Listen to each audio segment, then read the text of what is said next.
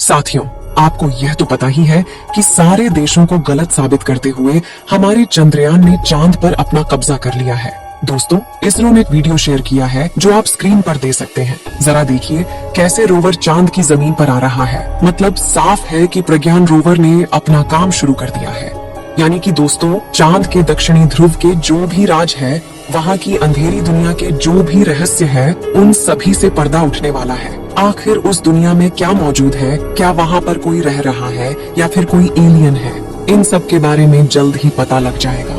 इसरो कितना आगे जा चुका है, इस बात का अंदाजा आप इस बात से ही लगा सकते हैं कि जिस काम को रूस की स्पेस एजेंसी भी नहीं कर पाई, यान भी फेल हो गया। उस काम इसरो ने चुटकियों में कर दिखाया और इस दौरान कोई भी गड़बड़ी भी नहीं देखी गई। लेकिन हमारे वैज्ञानिक अभी भी अपने काम में लगे हुए हैं, क्योंकि अब से 14 दिन के लिए रोवर चांद पर इधर उधर घूमकर वहां के डेटा सैंपल को कलेक्ट करेगा। क्योंकि दोस्तों, 14 दिन के बाद चांद पर रात हो जाएगी और इस दौरान रोवर की बैटरी धीरे धीरे डिस्चार्ज हो जाएगी। इसलिए हमारे इसरो के वैज्ञानिक इन 14 दिन के अंदर रात दिन काम करने वाले हैं और रोवर चांद की जो नई नई तस्वीर खींच कर भेजेगा, उनको स्टडी करने वाले हैं। चंद्रयान 3 की सफलता से देश का कद बढ़ गया है, इसरो का सम्मान बढ़ा है, लोग गर्व महसूस कर रहे हैं। लेकिन इससे फायदा क्या? ये तो सिर्फ फीलिंग वाली बात हो गई। इस सफलता से देश, इसरो और आम लोगों को क्या फायदा होगा? ये सवाल आम जनता के मन में बहुत आ रहा है। तो चलिए साथियों, इसके बारे में आपको विस्तार से समझते हैं। आपको बता दें कि इस मिशन से इसरो ने वो काम कर दिया है जिस काम को करने में रूस भी फेल हो गया है। वहीं अगर हम नासा की बात करें तो उसने भी पिछले 50 सालों से चांद के साउथ पोल पर जाने का सोचा ही नहीं है। ऐसे में दोस्तों, भारत की स्पेस एजेंसी इसरो ने अपनी हिम्मत दिखाते हुए यह काम किया है और वह भी सफलतापूर्वक कम बजट में। ऐसे में दोस्तों, दूसरे देशों का यकीन भारत पर और ज्यादा बढ़ गया है। अब दूसरे देशों की स्पेस एजेंसी अपने सैटेलाइट को इसरो के द्वारा लॉन्च करवाएंगे। साथ ही इसरो को और ज्यादा प्रोजेक्ट मिलने वाले हैं। दोस्तों, ये तो आप जानते ही हैं कि हमारा चंद्रयान तो अपनी मंजिल के बहुत करीब पहुंच गया था, लेकिन किसी गड़बड़ी की वजह से वो फेल हो गया। लेकिन इसके बाद इसरो ने अपना चंद्रयान 3 लॉन्च किया, जो बिना किसी रुकावट के साथ सफलतापूर्वक चांद पर लैंड कर गया। ये जीत कितनी बड़ी है हमारे लिए, आप इस बात का अंदाजा ऐसे लगा सकते हैं कि दुनिया भर की तमाम स्पेस एजेंसियों ने चांद के साउथ पोल पर जाने की कोशिश की है, लेकिन सभी नाकाम हुई हैं। और चंद्रयान 3 की सफलता से भारत दुनिया में वह चौथा देश बन चुका है। ऐसे में यह भारत के लिए बहुत ही ऐतिहासिक पल है। अब आपके मन में यह सवाल जरूर उठ रहा है कि चांद पर नासा और अन्य देश तो पहले ही जा चुके हैं, लेकिन इसरो ने नया क्या कर दिखाया?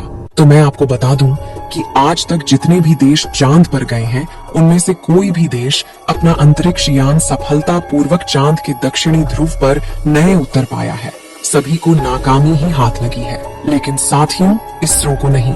आखिर चांद के दक्षिणी ध्रुव पर ऐसा किया है कि वहाँ पर कोई भी देश अपना यान भेजने से पहले 100 बार सोचता है और अगर भेज भी देता है तो असफल हो जाता है। आइए जरा इसके बारे में भी जान लेते हैं दोस्तों। अगर आपने इस वीडियो को अभी तक लाइक नहीं किया है तो हमारे चंद्रयान 3 की सफलता लिए एक लाइक तो कर दीजिए और हाँ, कमेंट में जय हिंद जय इसरो लिखना बिल्कुल ना भूलें। साथियों, धरती से देखने पर ये भले ही हमें गोल नजर आता हो, लेकिन हकीकत में ये भी पृथ्वी की तरह थोड़ा अंडाकार है। चांद का वायुमंडल बहुत ज्यादा पतला है। चांद पर पानी भी मौजूद है, जिसकी खोज साल 2009 में हमारे चंद्रयान 1 ने की थी। लेकिन ये पानी पृथ्वी की तरह लिक्विड फॉर्म में नहीं है, बल्कि चांद पर ये बर्फ के छोटे छोटे कणों में मौजूद है। आपको शायद इस बात पर यकीन न हो, लेकिन चांद हमारी नींद पर भी खास असर डालता है और ये बात एक रिसर्च में साबित हो चुकी है। दरअसल आज से 10 साल पहले स्विट्जरलैंड के बेसल विश्वविद्यालय में ये खोज की गई थी कि अमावस की रात लोग ज्यादा गहरी नींद सोते हैं, जबकि पूर्णिमा की रात उन्हें नींद इतनी अच्छी नहीं आ पाती। अब इसकी वजह क्या है? ये सवाल अभी भी वैज्ञानिकों के लिए एक रहस्य बना हुआ है।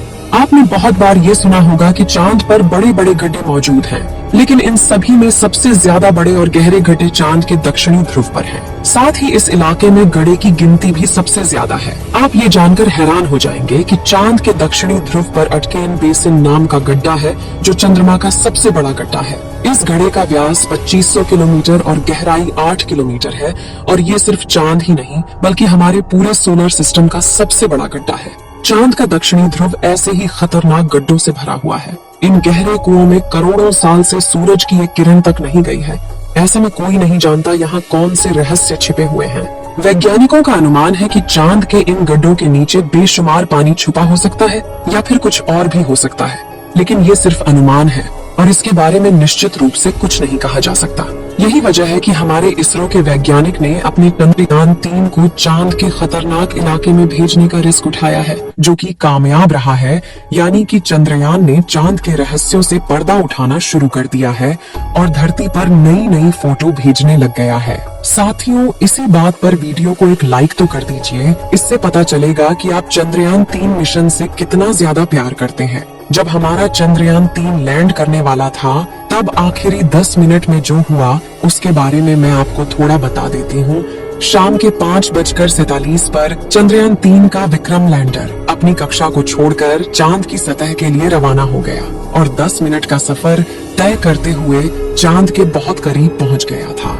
वैज्ञानिकों ने बताया था कि जब विक्रम चांद पर लैंड करने के बहुत करीब था, तब एक तरफ ज्यादा थ्रस्ट निकलने की वजह से यह थोड़ा झुक गया था और कुछ सेकंड के लिए सभी की धड़कनें बढ़ गई थी, क्योंकि साथियों, अगर यह थोड़ा और ज्यादा झुक जाता तो विक्रम लैंडर के साथ बड़ा हादसा भी हो सकता था।